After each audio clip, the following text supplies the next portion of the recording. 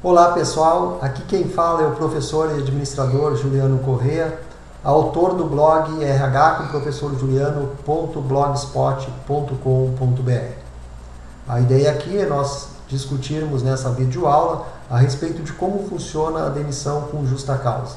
Isso em breves palavras, de modo a complementar a postagem sobre esse mesmo assunto que se encontra lá no meu blog. Bom, em relação à demissão com justa causa, a primeira questão a ser abordada é que a gente tem que derrubar aquele paradigma de achar que justa causa só ocorre em casos graves de roubo. Ao contrário disso, a justa causa não ocorre só por roubo, ela ocorre por outras faltas graves, e essas faltas graves nós vamos discutir aqui nessa videoaula. A justa causa ela ocorre principalmente com base no artigo 482 da CLT. Por que principalmente? Porque existem outros artigos que tratam também de justa causa. Por exemplo, o artigo 158, que trata da justa causa para o empregado que não cumpre as normas de segurança da empresa, as normas de segurança do trabalho, e deixa de usar os equipamentos de proteção individual. Com relação ao artigo 482 da CLT, ele se divide em alíneas, quer dizer, são letras. Essas alíneas nós vamos discutir uma a uma brevemente agora. A primeira linha que eu vou discutir com vocês é a linha A, que trata do ato de improbidade. O que é o ato de improbidade? É um ato de desonestidade do empregado para com a empresa. São aqueles atos de fraude, de roubo, de furto, todas aquelas questões que envolvem a questão da falta de ética, da falta de caráter, do crime propriamente dito. Temos ainda a linha B, que trata da incontinência de conduta e também do mau procedimento. A incontinência de conduta está ligada às questões obscenas que possam ocorrer no ambiente de trabalho, por exemplo, atos obscenos por parte do empregado, normalmente envolvendo questões de sexo, por exemplo, empregados praticando sexo dentro do ambiente de trabalho, palavrões, pornografias, nessa linha que essa linha visa punir o empregado que cometer essa falta. Já a questão do mau procedimento, em linhas gerais, ele caracteriza qualquer falta grave que não esteja passível de enquadramento em todas as alíneas que nós vamos discutir aqui.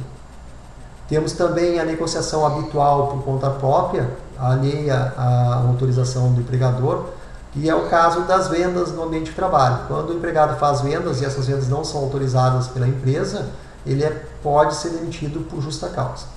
Além disso, também temos os casos de vendas de concorrência, que é pior ainda, quando o empregado faz concorrência contra a empresa, se enquadra nessa mesma linha. A questão de condenação criminal, ela se enquadra na linha D, e isso vale para a condenação criminal do empregado transitada em julgado. O que é isso? Quando o empregado é acusado de uma questão criminosa, enquanto não for comprovado, ele não for julgado, ele não pode ser demitido com justa causa com base nisso, por mais indícios que existam. Ele só vai poder ser demitido com justa causa quando ele for condenado por esse crime que ele está sendo acusado, e mais que isso, ele tem que ser condenado em todas as instâncias. Só quando não for mais passível de recurso, ele pode ser demitido com justa causa com base nessa linha. A outra linha é a linha D, E. A linha E trata da desídia. O que é desídia? Desídia é desinteresse, desleixo, descaso, negligência, tudo isso com relação ao trabalho.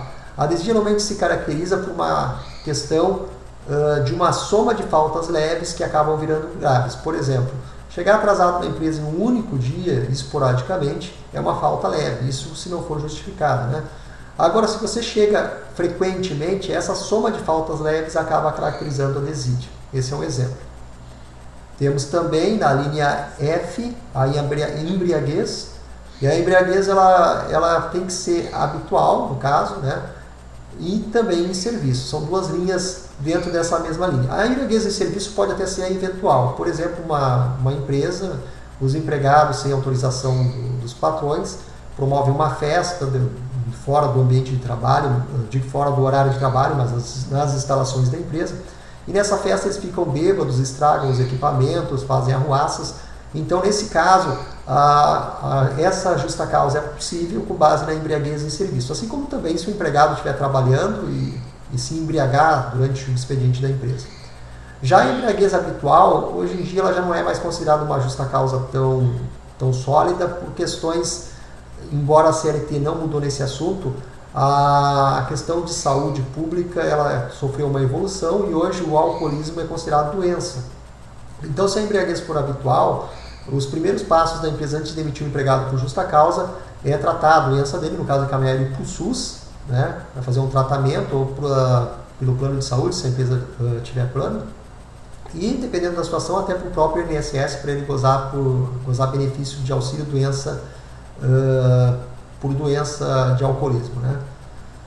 Temos ainda também a questão da linha G, que trata da violação de segredo da empresa. São os casos em que algum empregado deixa vazar, por exemplo, uma fórmula de uma fabricação, de um produto que a empresa possua, ou então deixe que documentos confidenciais venham à tona e caiam na mão de terceiros, não só por imperícia, mas principalmente por intenção dele. Então, essa linha trata dessa questão.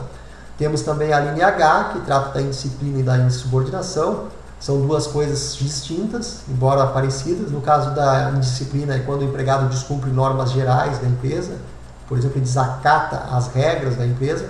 E a insubordinação é quando ele desacata a sua chefia direta. Ou a sua chefia indireta, por exemplo, a chefia direta é o gerente, a indireta é o proprietário da empresa. Qualquer um dos dois casos onde há essa subordinação com seus superiores hierárquicos, se caracteriza a insubordinação. Temos também a linha I, que trata do abandono de emprego.